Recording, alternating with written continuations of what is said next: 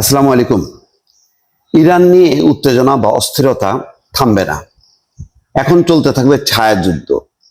এর কিছুদিন আগে যেটা সরাসরি যুদ্ধ হলো, যে যুদ্ধে ইসরায়েল এবং মার্কিন যুক্তরাষ্ট্র সামিল হলো, এখন আপাতত সেই 12 দিনের খুব ঘটনাবহুল যুদ্ধ শেষ হলেও ছায়াযুদ্ধ কিন্তু চলতেই থাকবে। এর মূল কারণ হচ্ছে ইরান একটা মুসলিম দেশ। এই দেশটাকে বিশ্বাস করে না পশ্চিমা শক্তি। সেই কারণে পারমাণবিক স্থাপনা অন্তত 3টি ধ্বংসস্তূপে পরিণত করার পরেও এখনো ডোনাল্ড ট্রাম্প হুমকি দিচ্ছেন, বলছেন যে আন্তর্জাতিক যে পরমাণু শক্তি কমিশন তাদেরকে সেই এলাকা পরিদর্শন করতে দিতে হবে। অর্থাৎ তারা নিশ্চিত হবে যে হ্যাঁ, এই কর্মসূচি শেষ হয়ে গেছে, ধ্বংস হয়ে গেছে। ডোনাল্ড ট্রাম্প মুখে মুখে বলছেন যদিও ধ্বংস হয়ে গেছে, কিন্তু আন্তর্জাতিক পরমাণু শক্তি কমিশন, পশ্চিমা মিডিয়া, গোয়েন্দা সংস্থা তারা সবাই বলছে যে এটা নিশ্চিত না যে ইউরেনিয়াম ধ্বংস হয়ে গেছে। যদি ধ্বংস হতো তাহলে তেজস্ক্রিয়তার প্রমাণ পাওয়া যেত, অর্থাৎ ছড়িয়ে পড়তো, তার কিছু আলামত তারা পেত। কিন্তু যেহেতু আলামত পাচ্ছে না, সুতরাং আন্তর্জাতিক পরমাণু যেই কমিশন তারা পরিদর্শন করতে চায়। ইরান বলেছে যে না, যেহেতু হামলার আগে তার পরিদর্শন করেনি এবং প্রোটেকশনটা দেয়নি, তারা বারবার বলছে যে তারা শান্তির উদ্দেশ্যে, সমৃদ্ধির উদ্দেশ্যে এই পরমাণু কর্মসূচি চালিয়ে আসছে, এটা যুদ্ধের জন্য না। তো সেই কথা বিশ্বাস করেনি এবং ভিয়েনায় বৈঠকও হয়েছে।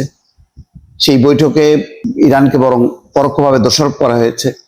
আমেরিকার সাথে আলোচনা কেন করছে না, কেন চুক্তিতে সই করছে না।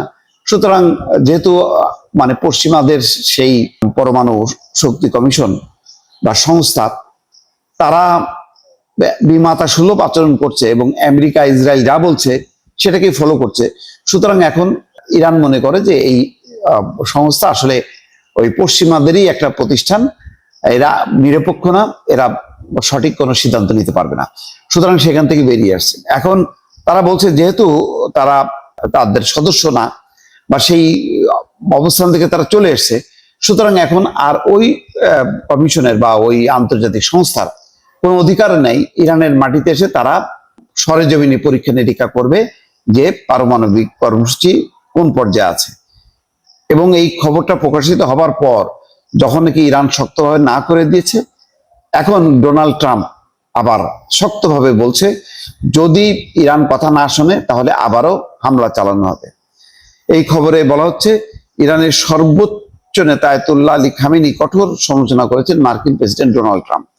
একই সঙ্গে ইরানের উপর থেকে নিষেধাজ্ঞা প্রত্যাহারের পরিকল্পনা বাতিল করার কথাও জানিয়েছেন।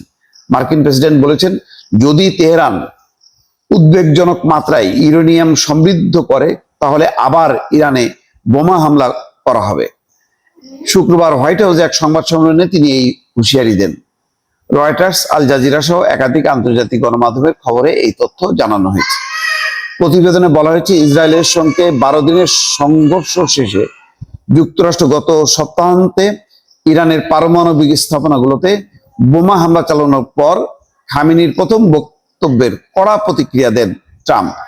খামেনি বলেন যুক্তরাষ্ট্রের একটি প্রধান ঘাঁটি কাতারে আক্রমণ চালিয়ে শিক্ষা দিয়েছে ইরান।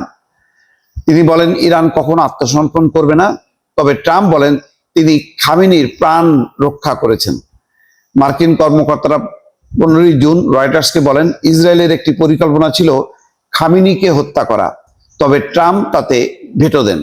নিজের সামাজিক যোগাযোগ মাধ্যম সোশ্যাল ট্রুথের ট্রাম্প জানান ইরানের 3টি গুরুত্বপূর্ণ পারমাণবিক স্থাপনায় যুক্তরাষ্ট্র এবং ইসরায়েল একসঙ্গে হামলা চালায়, এতে ওইসব কেন্দ্র মারাত্মকভাবে ক্ষতিগ্রস্ত হয়েছে। তিনি বলেন খামেনি কোথায় লুকিয়েছিলেন তাও তাদের জানা ছিল, তবে ইসরায়েল এবং যুক্তরাষ্ট্র কেউই খামেনিকে হত্যা করেনি। ট্রাম্প লেখেন আমি তাকে এক ভয়ঙ্কর এবং লজ্জাজনক মৃত্যু থেকে রক্ষা করেছি।